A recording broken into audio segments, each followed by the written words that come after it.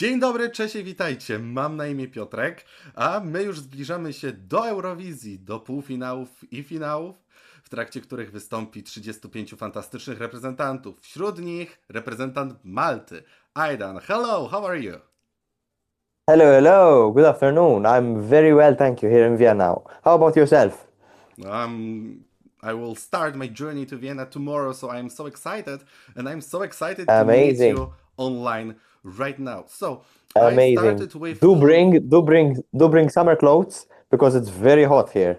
Oh, thank you for this information because I even didn't start packing my things to Vienna. So it's a huge mess in my room.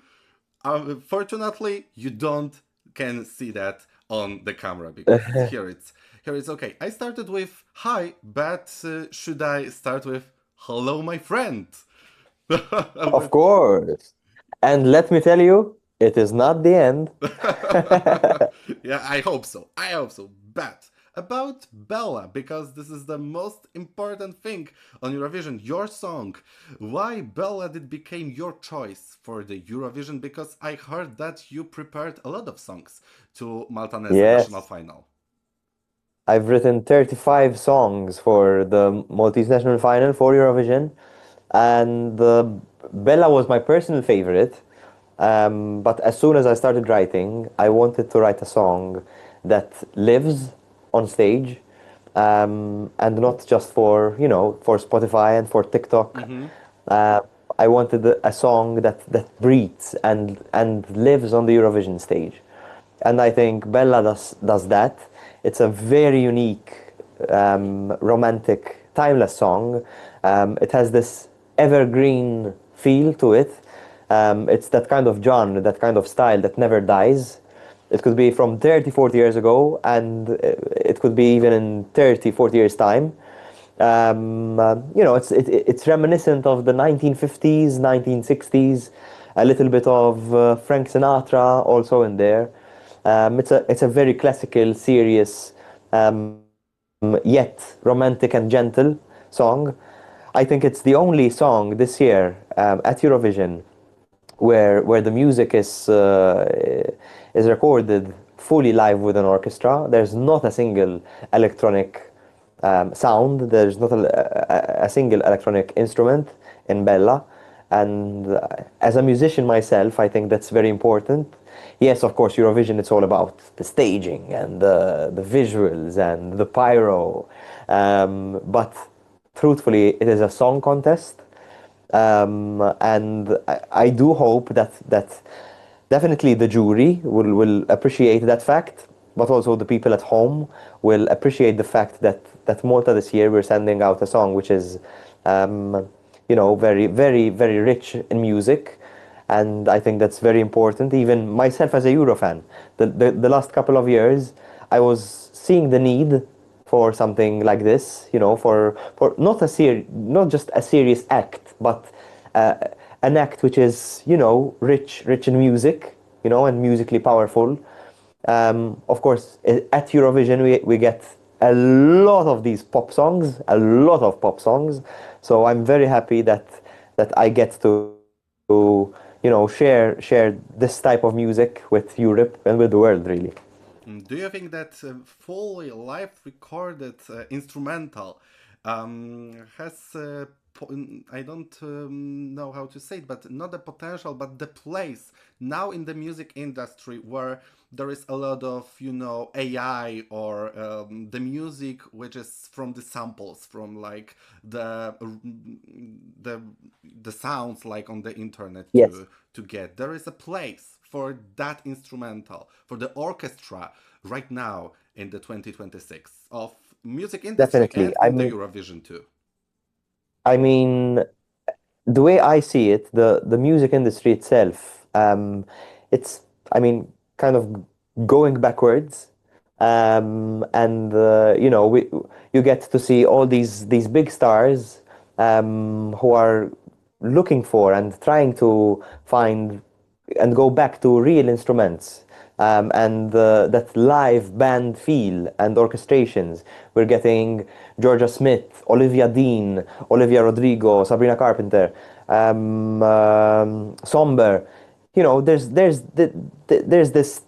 this thing where they're pushing real instruments and live music, and I'm very honored that I get to do also my part in this, and that I get to share this type of music with the world. I mean, as a musician myself, when you hear the 35 songs, you can listen to the ones where it was just where it's production wise, where it's those songs that are produced in like 2 days, or where there's real instruments, real musicianship, real orchestrations, where there's a real orchestra behind. You listen to the songs and you can evaluate that, and you can listen to that. You mentioned that you are a true Eurovision fan, and I can tell my viewers that it is the truth, because we as a team noticed your comment under the recaps on our YouTube channel. So do you follow the national finals across the Europe? I do follow your channel.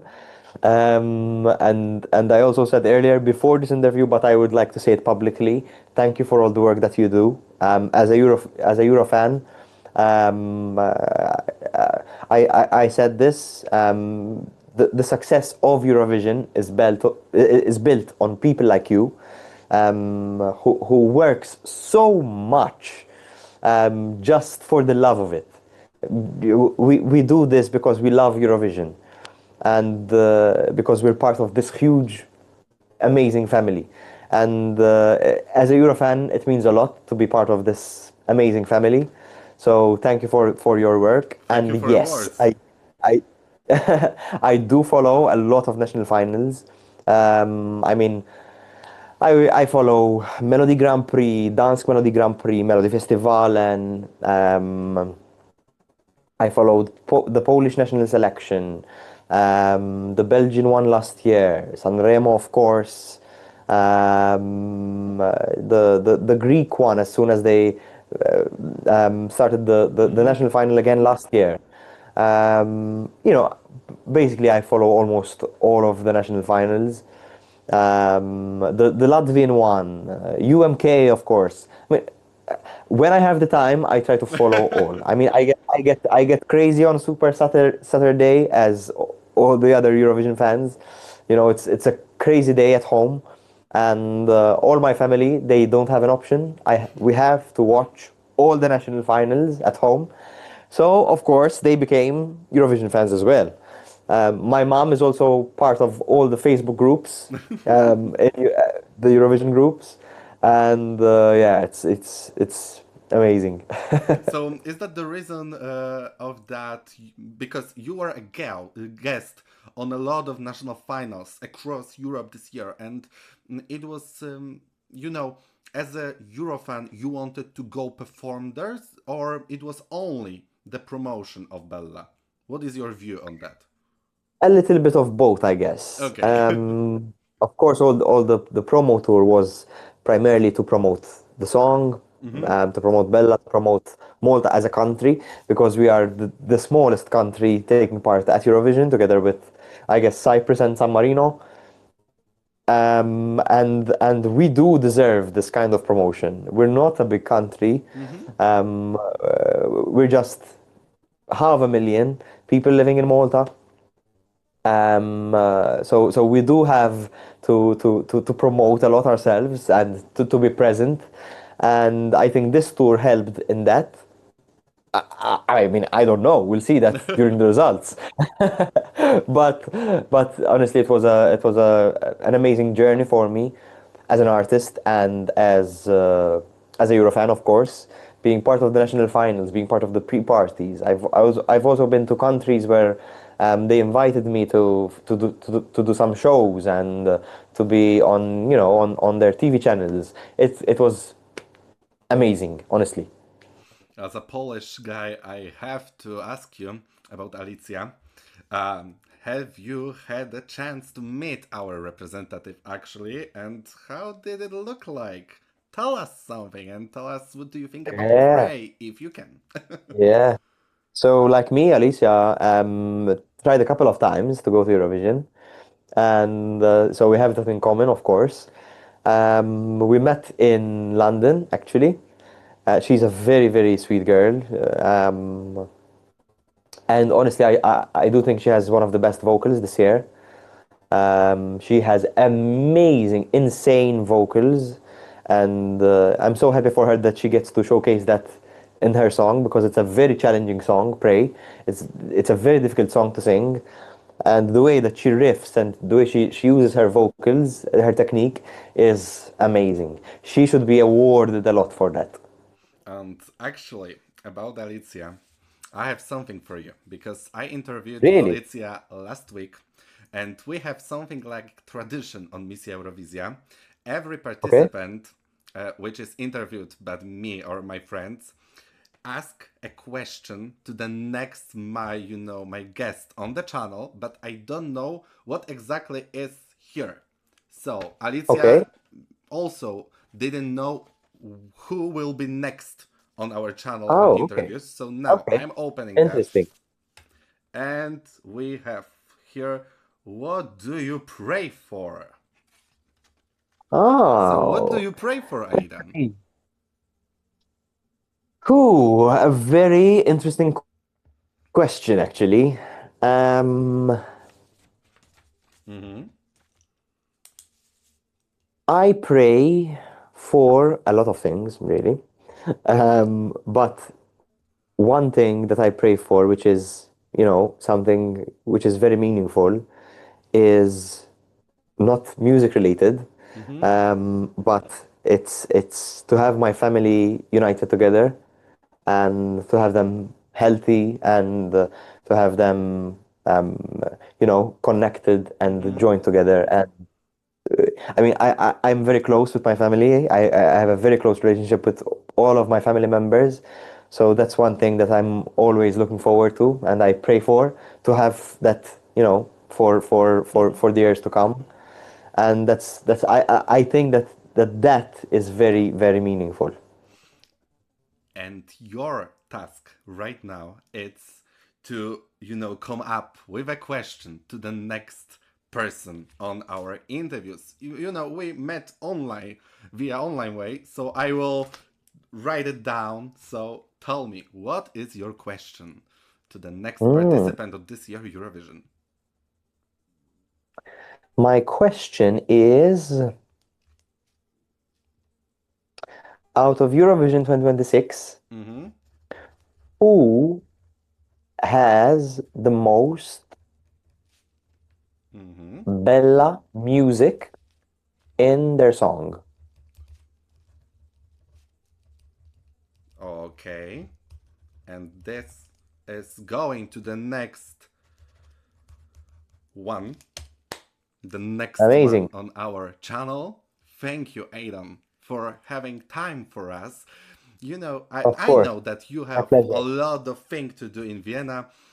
Thanks for, having this a few minutes on online way. And now it's time for you to say whatever you want to our viewers. I won't do any censorship right now or in the ending of this video. That's a time for you.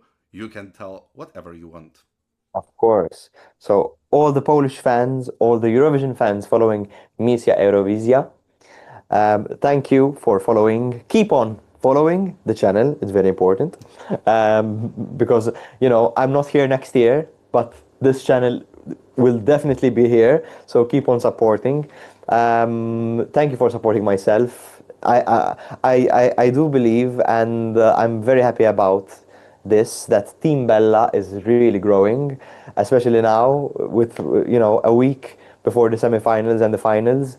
I have been receiving a lot of support, hundreds of messages daily, and it's an amazing feeling. So thank you for supporting me and supporting me throughout this whole journey. Of course, if you like the song, if you like the new performance, if you like the staging, please vote for Malta. We cannot wait to see your new staging, as you said. Thank you again so much and see you in the grand final, I hope. Thank you so much. Thank you. Thank you. Bye bye. Bye bye.